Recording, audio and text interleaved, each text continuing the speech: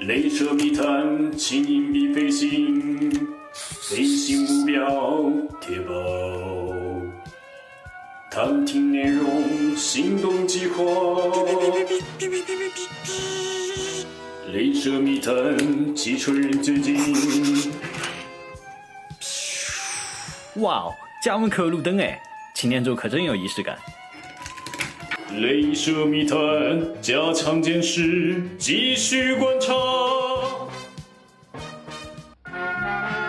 The Transformers will return after these messages.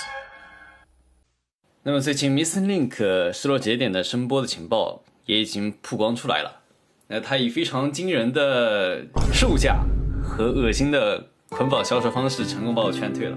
那么这期呢，就向大家来介绍一下这款来自我们07年日版复刻的一个声波，来看一下老魔机的声波到底是怎样的一个素质啊。那么先来看一下这款玩具的外包装吧。首先的话就是Transformer Uncle 系列的这个复刻版，然后用的是我们老G1的一个合绘啊，还是挺漂亮的一个峰会。然后这边03号 Destron 情报参谋 Soundwave， 然后这边有画激光鸟和这个声波的图片。然后这边写了磁带部队的这个 Condor， 我们激光鸟也是附带在其中的一个开窗的设计，还是真的是蛮帅的。然后侧面的话就是这样，然后背面的话就是非常漂亮的复刻当年G1背面包装的这个彩绘啊，哇，非常的上面下面就是一些非常经典的这个变形流程。那么简单拆开包装来看一下里面的表现如何吧。可以看到里面是一个透明的上下层吸塑的包装啊。比起当年日版的玩具是少了一个耳机啊，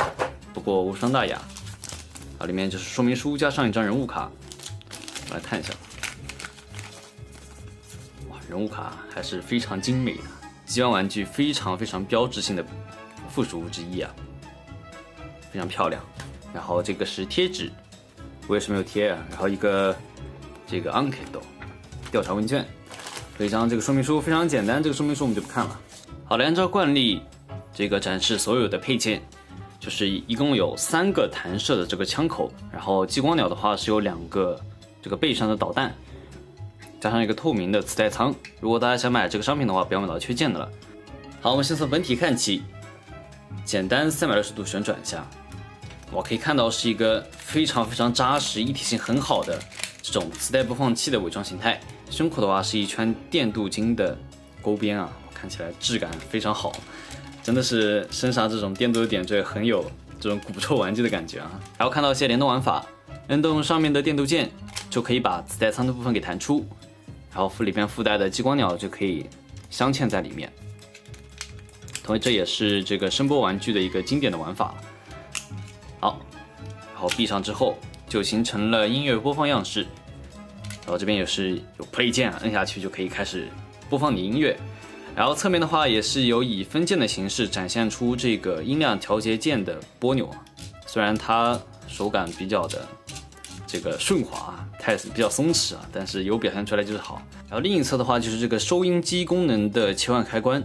同样也是以分键的形式可以上下滑动。哇，真的是还原的很好啊！可以看出当年这个参考的功能应该是比较先进的 Walkman 了。来看到这个声波的配件的部分的话，一个肩炮和一个手枪也是变成了这种电池的感觉啊，一个正负极在这里。那么拿出一个真实的电池来对比一下，可以看到还原度是蛮不错的。好，那同样这2颗电池呢，也是可以在载具模式下进行这个收纳的。可以看到有一个电池舱盖一样的刻画，我们往下一推啊，就真的可以像真实的磁带播放器一样装入这个电池了。中间开了一个横槽，是可以收纳我们这个5毫米的插桩。然后这边有写1947和1983年，然后有一些这种铭文刻画在里面。然后一个正极在上，一个正极在下，然后合上这个电池盖，好，我们就可以形成一个收纳样式了。整体还是蛮不错的，比起现在某一些这个新的重置玩具是吧，这么大个背包，空间利用率却那么小，哎，真是没有话说。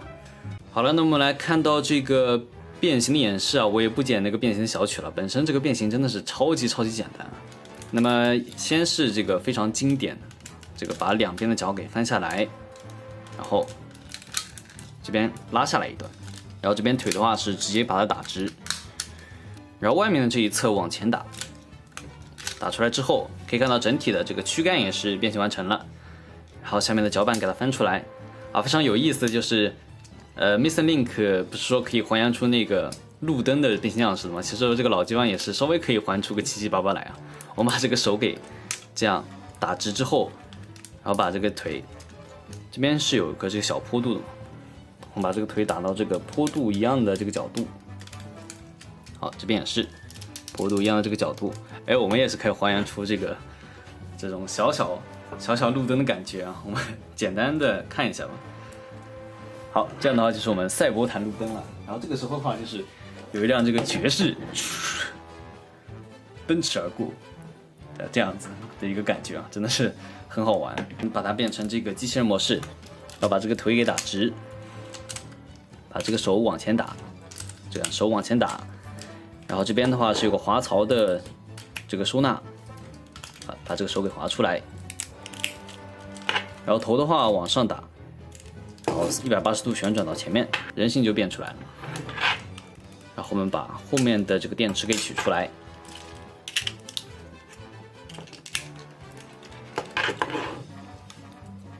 有导弹刻画的这个的话就是肩炮，上面是有个5毫米插孔，可以给它插进去。然后手枪的部分的话，首先要进行一段拉伸，好，把它拉出来之后，然后刚刚有看到附带了3个的这个枪管，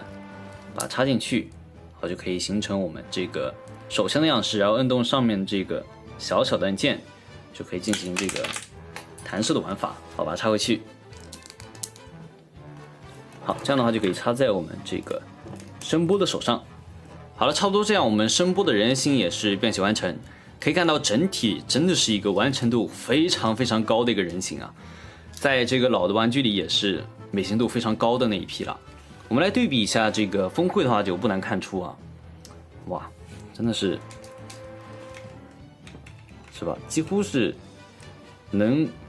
这个还原70%的这样的峰会的样式了。好了，我们来看到大小的对比，我们拿出86的威震天，可以来看到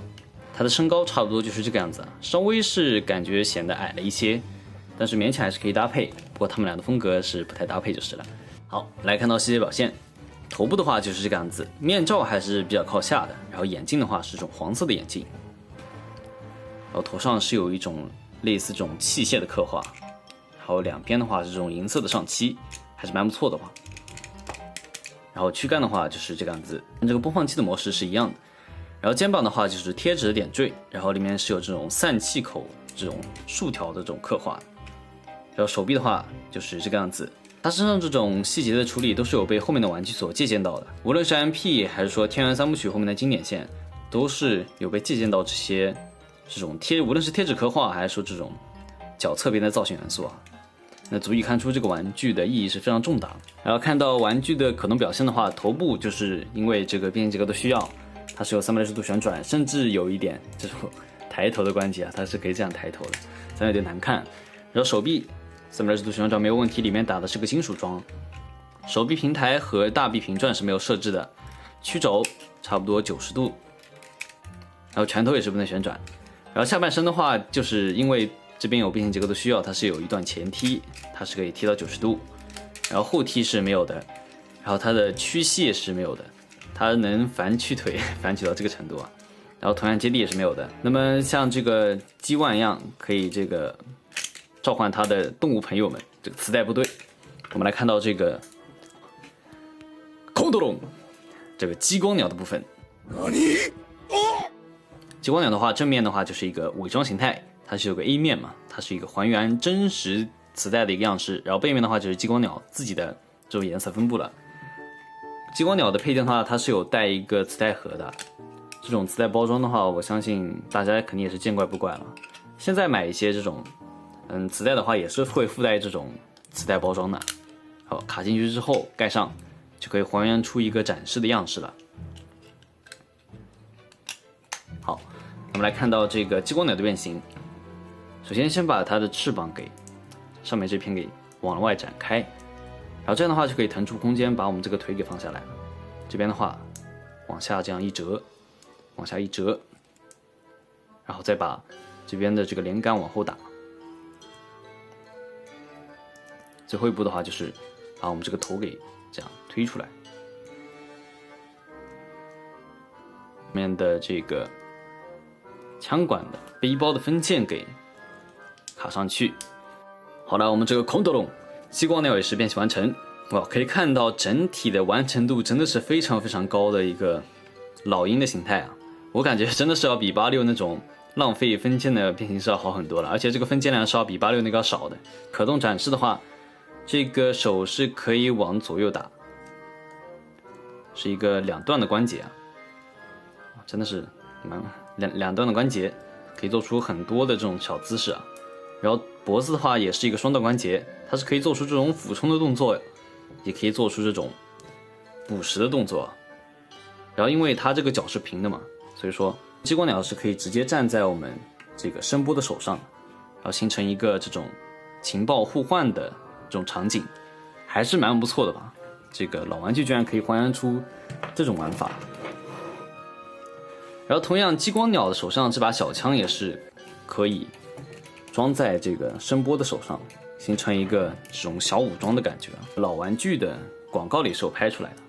那么差不多呢，激光鸟也是介绍到这边啊，本身也是一个非常简单的磁带玩具。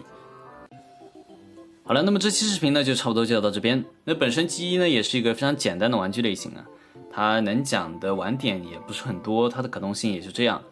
主要还是起到一个这种参考的作用吧。那么 Missing Link 到底买不买呢？我还是在纠结中啊，因为那个价格真的是非常贵啊。首先它的动画色已经要比它的 MPG19 要贵很多，而且它甚至比通天晓的那个定价还要高。然后它的玩具色居然比动画色还要贵了5500，然后达到了这个3万的价格，让我真的是非常的纠结啊。好吧，那么这期视频就到这边，我们下期再见，拜拜。